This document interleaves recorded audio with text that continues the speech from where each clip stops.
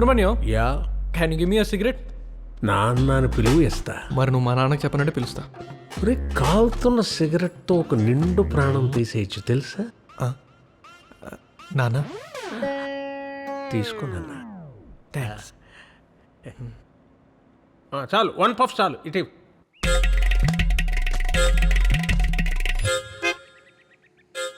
ఏంటి సుబ్రహ్మణ్యం, పొద్దున్నే పూజ మొదలు పెట్టావా?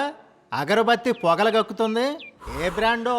రోల్డ్ ఫ్లాగ్ కింగ్ అని కొత్త బ్రాండ్ అగరబత్తి. నీ కూతురు వాడుతుంటేనే చూసుకున్నా. నా కూతురు సంగతి నాకు తెలుసులేవోయ్. నీ ఫోను సైలెంట్లో ఉన్నట్టుంది, చూసుకో. ఆ గోవిందరాజు గారు వడ్డీ డబ్బుల కోసం ఫోన్ చేస్తున్నాడు. వడ్డీ అడగకపోతే ఇడికి దొడ్డి కూడా రాదనుకుంటా. ఎంత? 3000 ఉందా? ఎంతసేపు ఆ చింతపండు డబ్బాయినా? ఆ కందిపప్పు జాడి చూడు.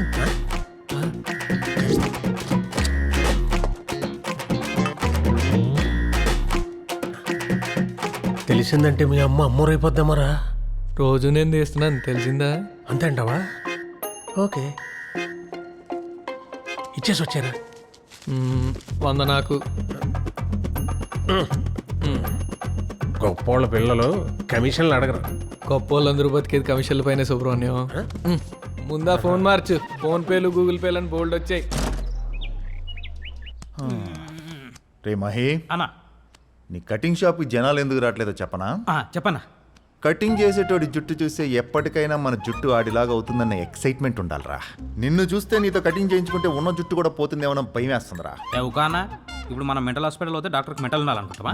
ఇది అంతే. అయినా లేని వాళ్ళకి తెలుస్తుందిలే అన్న బాధ. కరెక్టేరా. హాయ్ బాబాయ్.